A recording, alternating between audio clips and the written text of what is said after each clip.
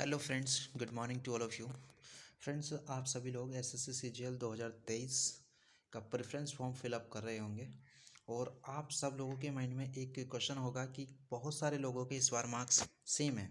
यानी अगर किसी के 310 हैं तो दूसरे के भी 310 हैं, 304 हैं तो 304 हैं दूसरे के भी, मतलब एक ही नंबर पर 24, 25, 30 लोग हैं। और नीचे जाते हैं तो और भी ज़्यादा लोग हैं, ऊपर जाने पर थोड़े कम लोग हैं कि जैसे 324 पर 2 या 4 लोग होंगे, जबकि 305 की बात करेंगे तो 20 लोग हैं। तो उसमें आपको किस रैंक पर रखा जाएगा, यानी 24वीं रैंक पर मिलेगा या फिर उन 24 में से आपको ऊपर रखा जाएगा। तो ये है, देखिए, रिजोल्यूशन ऑफ टाई केसेस, यानी अगर मार्क्स सेम आ जाते हैं तब कैसे आपको रिजॉल्व किया जाएगा, यानी आपकी रैंक कैसे डिसाइड की जाएगी। तो ये नोटिफिकेशन का ही एक पार्ट है, मैंने उसी को स्क्रीनशॉट किया है। देखिए, in this event of tie in scores of candidates in tier 2 examination, merit will be decided by applying following criteria one after another in the given order till the tie is resolve. यानी इस order में resolve किया जाएगा जब तक कि tie resolve नहीं हो जाता है।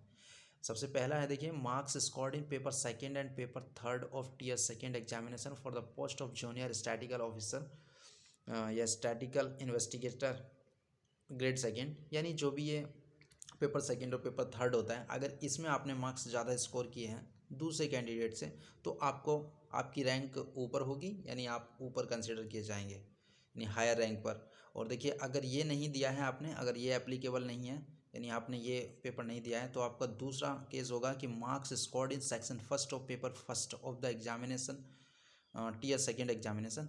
यानी अगर आपने सेक्शन फर्स्ट यानी मैथ्स और रीजनिंग वाला जो सेक्शन है, अगर उसमें ज़्यादा स्कोर किया है दूसरे कैंडिडेट से तो आपको ऊपर रखा जाएगा।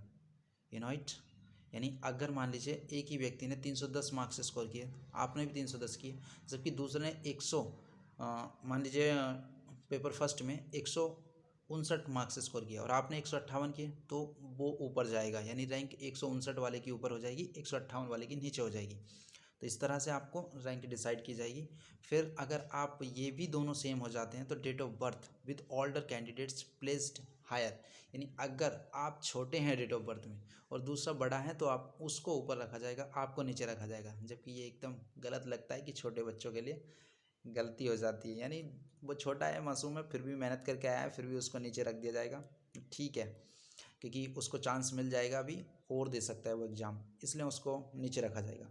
फिर alphabetical order in which the names of the candidates appear, यानी अगर डेट ऑफ बर्थ से भी काम नहीं चलता है तो उन दोनों को, यानी वो बराबर हो जाते हैं डेट ऑफ बर्थ भी, तो उनको अल्फ़ाबेटिकल ऑर्डर में रखा जाएगा, यानी जिसका नेम ऊपर आएगा उसको दिया जाएगा, जो नीचे आएगा उसको नहीं दिया जाएगा।